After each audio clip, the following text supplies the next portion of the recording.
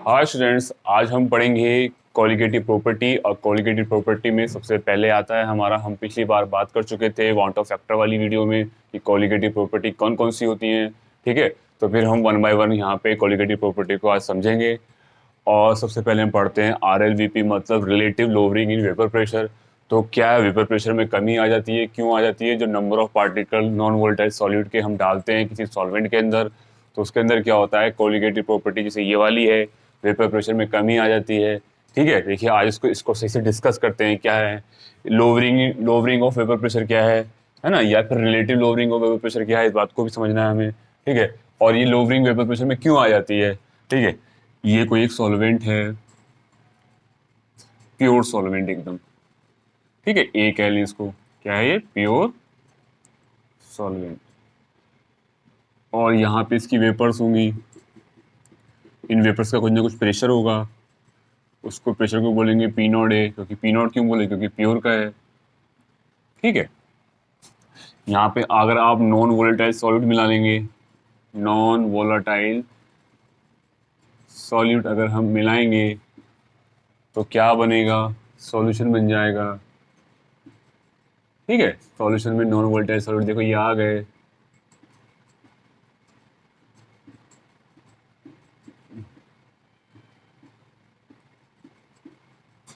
तो जो इसकी वेपर्स बनेंगी, देखिए नॉन वोलेटाइल सॉलिड की वजह से तो बनेंगी नहीं, है ना।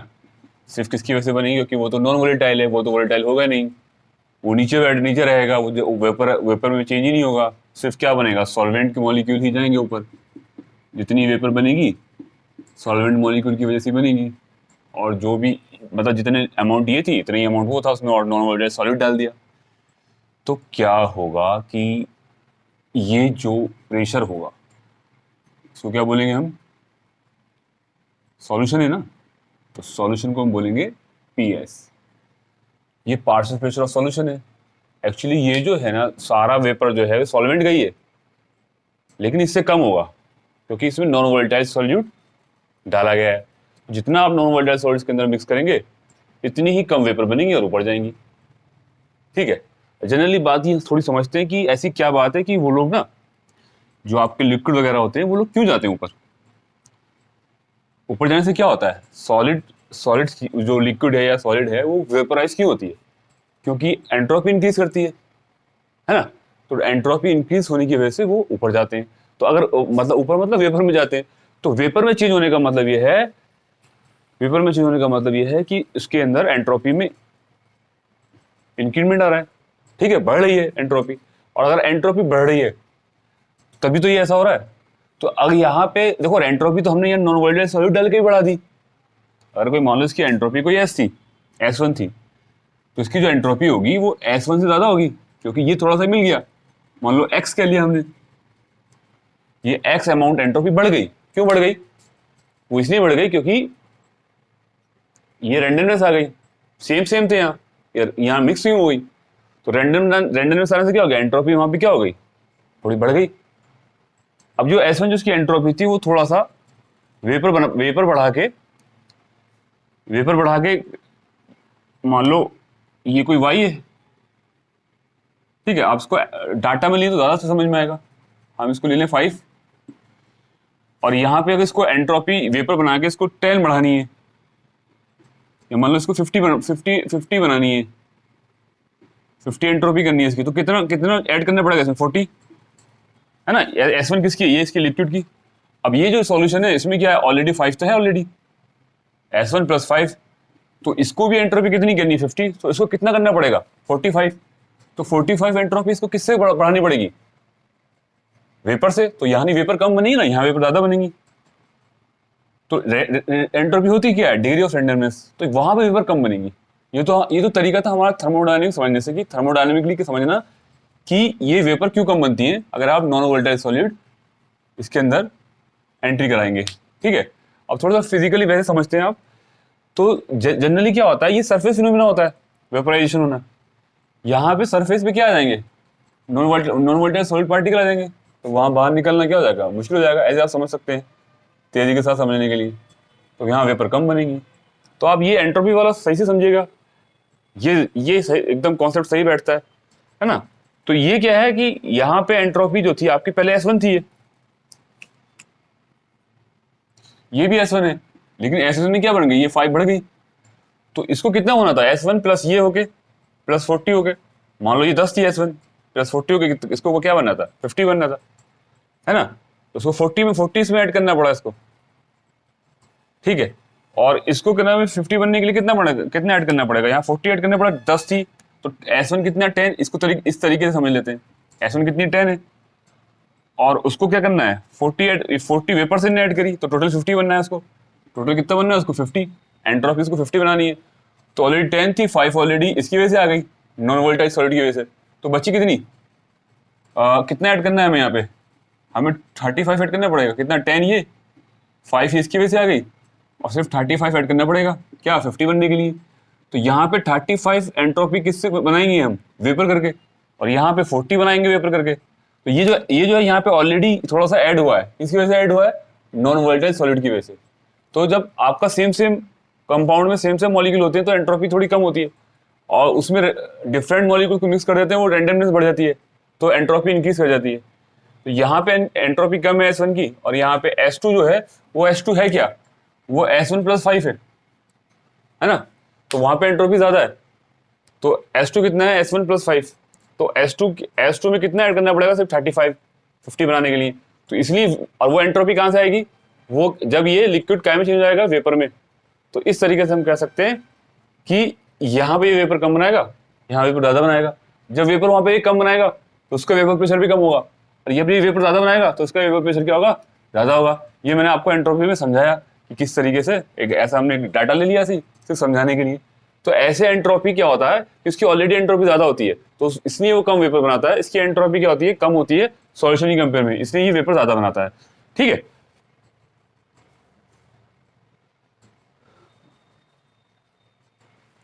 अब देखिए, तो वेपर यहाँ पे कम, यहाँ वेपर प्रेशर कितना था, ज्यादा था, और यहाँ वेपर प्रेशर क्या हो, कम हो गया। तो क्या हो गया, लोअरिंग इन वेपर प्रेशर हो गई। वेपर प्रेशर में क्या आ गई, कमी आ गई। कमी क्यों आई वेपर प्रेशर में, वेपर प्रेशर में कमी कब आई, जब आपने नॉन वोलेटाइल सॉलिड मिलाया। तो जितना आप ज्यादा नॉन वोलेटाइल सॉलिड मिलाएंगे इतनी रैंडमनेस आएगी, और इतनी रैंडमनेस आएगी तो इतनी ही क्या होगी, आपकी एंट्रोपी बढ़ेगी, और जितनी आपकी एंट्रोपी बढ़ेगी इसके अंदर, तो आपको ये इतनी वेपर कम बनेंगी। जितना S2 ग्रेटर होगा तो इसलिए S2 को ज्यादा वेपर कम बनानी पड़ेंगी, ठीक है। ये बात समझ में आई, मतलब लिक्विड का S2, इस लिक्विड का S1, ये लिक्विड कौन है, यहाँ पे सॉल्यूशन है। तो जितने आप नंबर ऑफ पार्टिकल बढ़ाएंगे इतनी ही लोअरिंग इन वेपर प्रेशर में कमी आएगी, ठीक है। तो ये सॉरी क्या नाम है, लोअरिंग को वेपर प्रेशर में कमी आएगी। तो अब रिलेटिव क्या होता है, इस बात को समझने के लिए हम रोल्स लॉ लेके चलते हैं।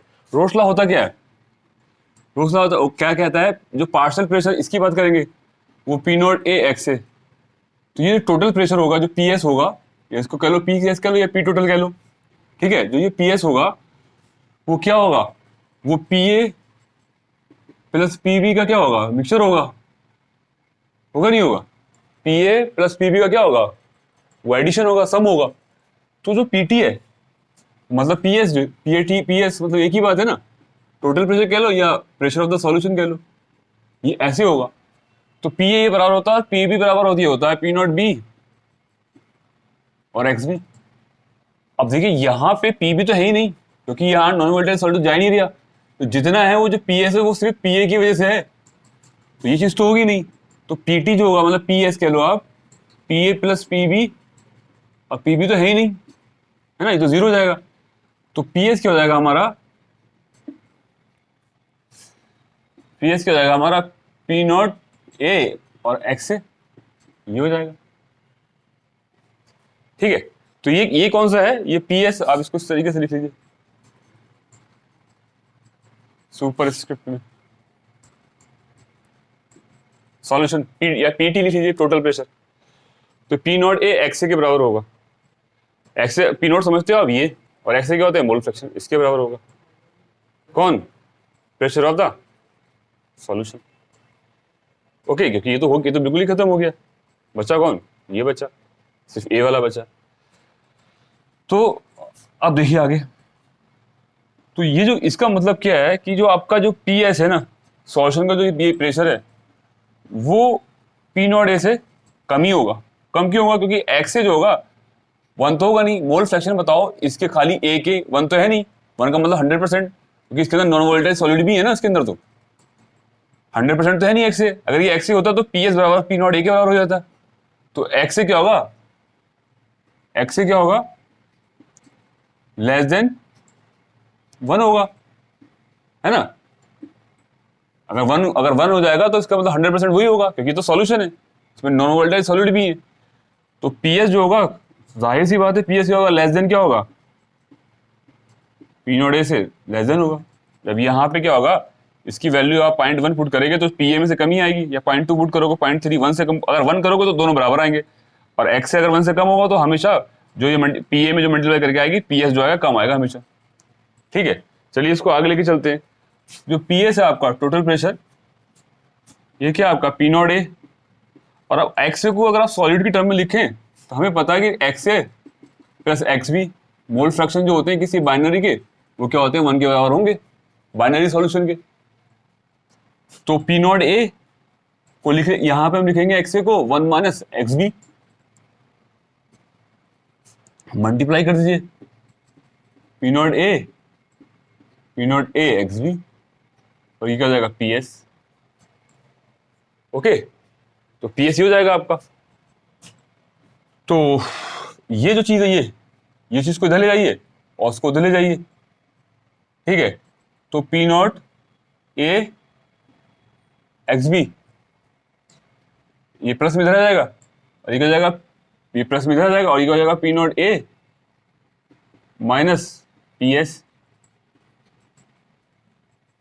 अब देखो ये क्या चीज है, P naught A minus P S. P naught ए मतलब इसका पार्शियल प्रेशर, और पी एस मतलब इसका पार्शियल प्रेशर। तो इसमें से इसको माइनस कर रहे हैं, ये ज्यादा है ये कम है, तो जो डिफरेंस आएगा, मान लीजिए फॉर एग्जांपल इसका जो पी है उसको हम ले लेते हैं 0.8 या 0.1 ले लेते हैं। ठीक है, 100 डिग्री सेंटीग्रेड पे तो 1 हो जाएगा, तो इसको क्या नाम है, इसको 1 ले लेके पॉइंट कुछ भी ले लीजिए, 0.8 ले लीजिए, और इसका कम होगा तो इसका कितना होगा 0.7 ले लीजिए, और दोनों का डिफरेंस कितना आएगा 0.1, है ना। और जो 0.1 की कमी आ गई इसमें, देखो 0.1 की कमी आ रही ना, तो ये क्या है, P naught A minus P S क्या है, कमी। तो ये चीज जो ये जो चीज है वो ये जो टर्म कहलाएगी वो कहलाएगी लोअरिंग ऑफ वेपर प्रेशर। तो P naught A X B जो है ये टर्म क्या हो जाएगी, लोअरिंग इन वेपर प्रेशर। ठीक है, तो इसको आप डेल्टा यहाँ पे देखिए, यहाँ कर लेते हैं, इसको मैं यहाँ कर लेता हूँ,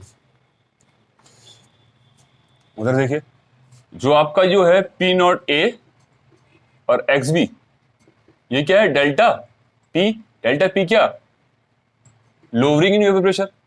और lowering in vapour pressure colligative property नहीं है, क्योंकि वो किस पे डिपेंड कर रही है, नंबर ऑफ मोल फ्रैक्शन के सॉलिड पे डिपेंड तो कर रही है, लेकिन ये टर्म भी तो है ना, 100% तो नहीं कर रही है ना। तो आप ऐसे नहीं कह सकते, तो आप ये कह सकते हो इसको, ये जो टर्म है वो क्या है,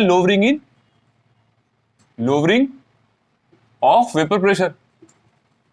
कौन, डेल्टा पी, ये टर्म जो क्या है लोअरिंग ऑफ वेपर प्रेशर है। तो ये कोलिगेटिव प्रॉपर्टी नहीं है। कोलिगेटिव प्रॉपर्टी क्या है, आप पी नॉट ए को इधर ले आइए डेल्टा पी के नीचे, तो यहां क्या बचेगा, X B upon P naught A. ठीक है, तो देखिए किस पे डिपेंड कर रहा है अब, तो ये भी अभी रिलेटिव हो गया। रिलेटिव क्यों हो गया, अब मैं इसको चाहे ऐसे करके लिख लूं, इसको इस तरीके को इस टर्म में लिख लूं, पी नॉट ए, चाहे ए मत लिखो, जब प्योर का साफ दिख रहा है, चाहे ए लिखो चाहे मत लिखो, आप ए लेके चले हो तो ले चलो, upon P naught A X B क्या है, मोल फ्रैक्शन है नॉन वोलेटाइल सॉल्यूट के। देखो अब ये क्या चीज है, ये डिफरेंस है दो का, मतलब इसके वेपर प्रेशर का और इसके वेपर प्रेशर का डिफरेंस ही ऊपर वाली टर्म है, और नीचे वाली टर्म क्या है, जो टोटल प्रेशर था, मतलब प्योर का।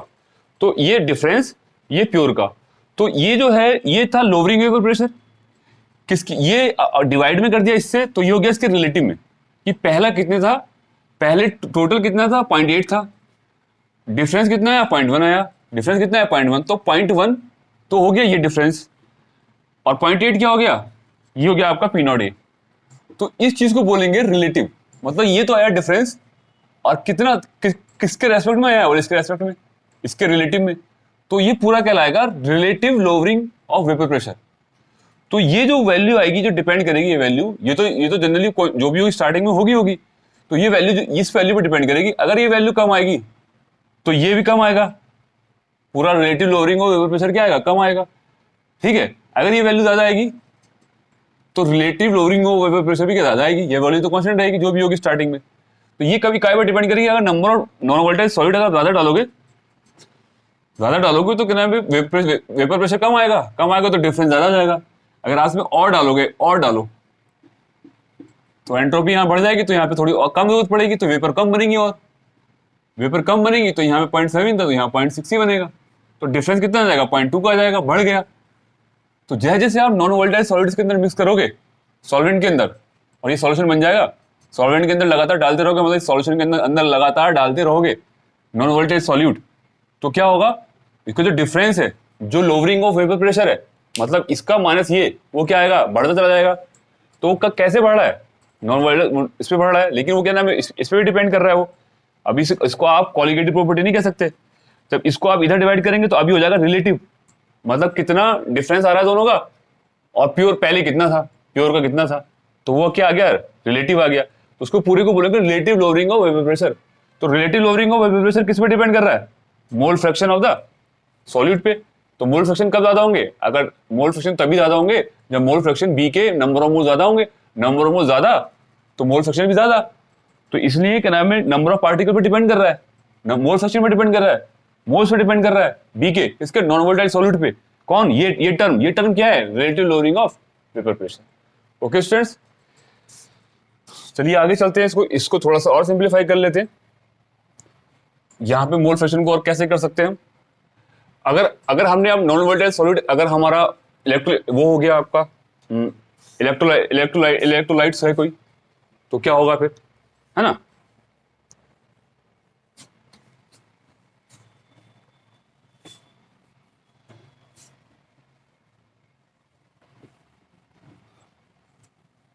देखिए कैसे, अगर मान लीजिए कोई NaCl है, वो क्या होगा, आयनाइज हो जाएगा। तो आपने डाली 10, बस कितने गए वहां पे 20, तो आई कितना आ जाएगा 20/10, 2 आ जाएगा आई। तो फार्मूला जो हो जाएगा आपका, अभी जो हमने फार्मूला बनाया वो क्या बनाया, delta P upon P not A, ये क्या सॉल्वेंट का, और ये क्या XB। यहाँ पे आई की ना, ये जो यहाँ पर है ना, यहाँ पे आई की मल्टीप्लाई हो जाएगी, आई क्या आ जाएगा, यहाँ पे आ जाएगा 2।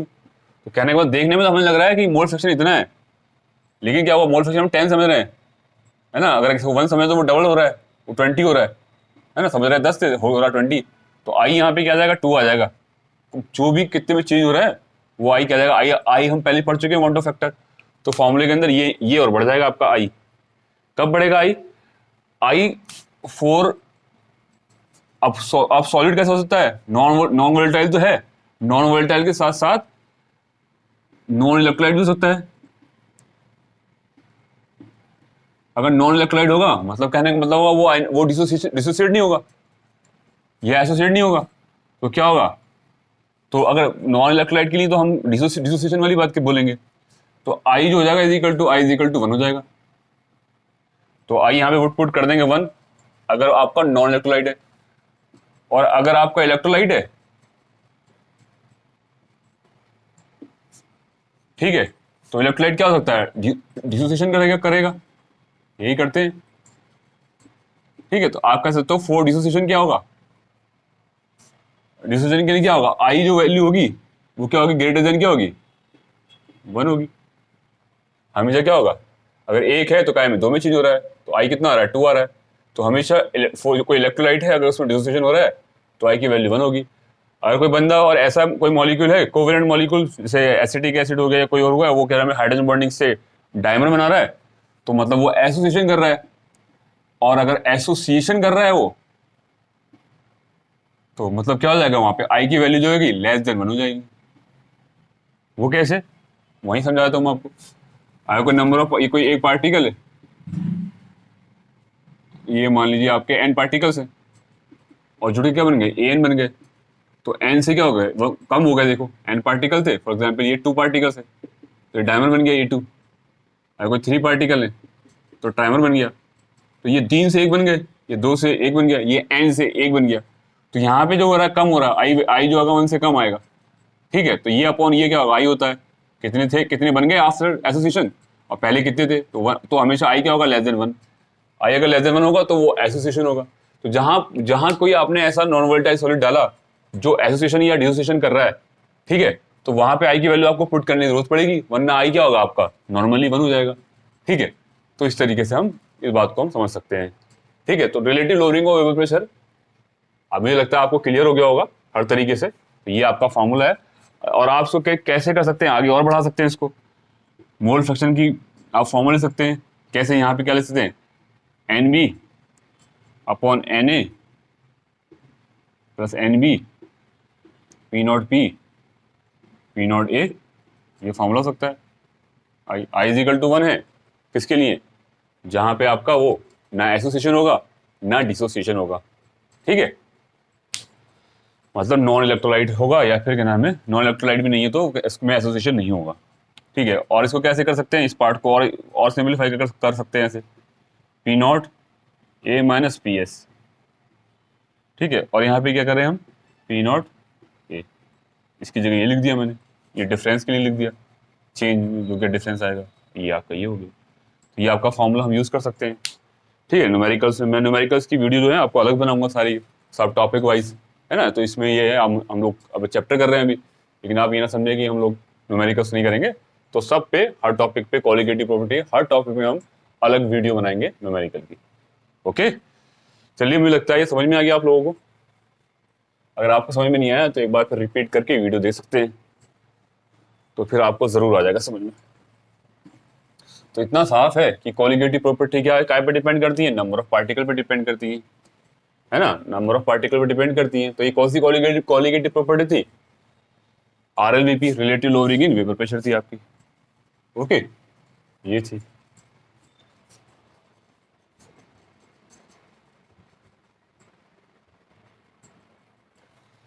हाँ, तो स्टूडेंट्स, हमारा ये फार्मूला क्या आया, हमारा फार्मूला कॉलिगेटिव प्रॉपर्टी का, कौन सी वाली का, आरएलवीपी का क्या आया, वो ये इस तरीके से आया, delta P upon P naught A is equal to, ये क्या आ जाएगा आपका, मोल फ्रैक्शन बी के, और ये आई। ठीक है, आई को क्या क्या लेके चलें, आई इज इक्वल टू 1 लेके चलें, क्या लेके चलें, हमारा जो नॉन वोलेटाइल सॉल्यूट है वो कैसा है, वो नॉन इलेक्ट्रोलाइट है, नॉन इलेक्ट्रोलाइट। ठीक है, तो थोड़ा ये आगे एक फार्मूला कैसे बन जाएगा, ये कुछ इस तरीके से बन जाएगा, delta P upon P naught A, I को हटा देते हैं, 1 कर देते हैं यहाँ पे। ठीक है, एक्स बी क्या होगा, N B upon N A, N B क्या है, बी क्या है, सॉल्यूट, और ए क्या है, सॉल्वेंट। ठीक है, इसको थोड़ा क्या होगा, आपको नंबर ऑफ मोल्स इसके पता होंगे, फिर इसके होंगे, फिर ये करना पड़ेंगे, तो कैलकुलेशन में प्रॉब्लम आ जाती है। तो एक नया फार्मूला बनाते हैं जो कि नाम है, कैलकुलेशन में बहुत आसानी हो जाएगी। देखिए वो कैसे फार्मूला, आपने ये किया है, अब इसको थोड़ा सा आप इसको पलट देते हैं, पलट के क्या होगा, P naught A upon delta P is equal to हो जाएगा N A plus N B upon N B.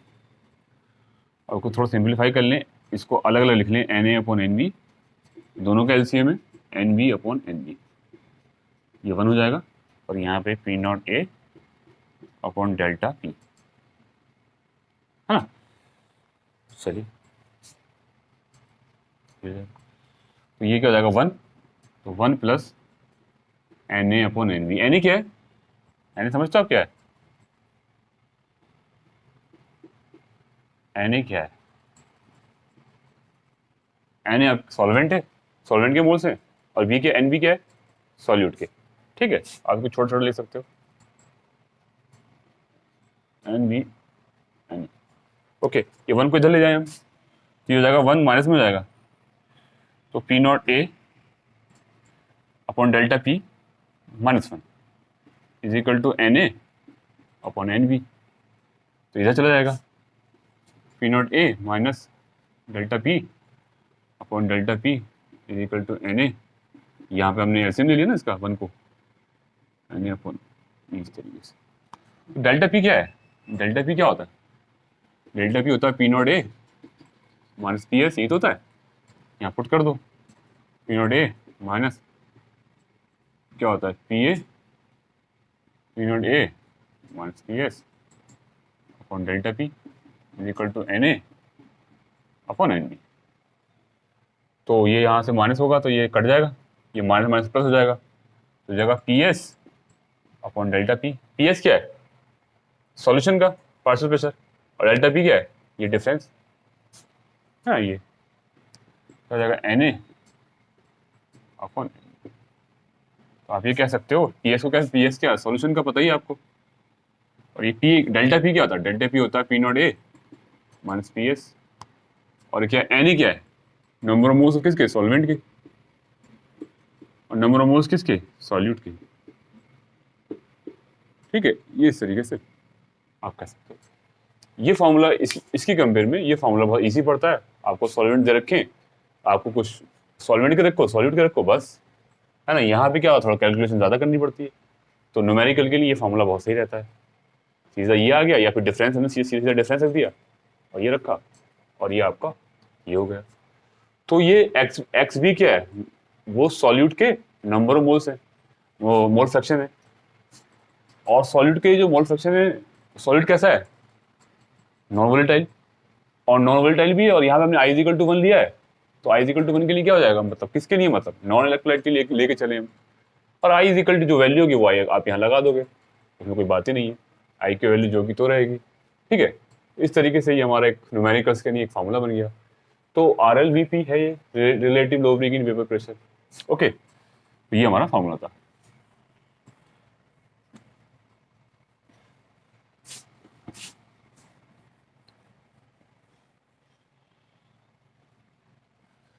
तो साफ साफ फार्मूले से हमें क्या पता चलता है? जो जो ये फार्मूला नहीं, जो हम मेन फार्मूला उसको लेके चल रहे हैं, P naught A minus P S upon क्या है? ये पी नॉट ए, ये क्या है? Relative lowering of vapour pressure, R L V P है, relative lowering of vapour pressure, ये आर एल वी पी है। वो किसके बराबर होता है? सॉल्यूट के मोल फ्रैक्शन के, और सॉल्यूट के क्या है? नंबर ऑफ मोल्स है ना,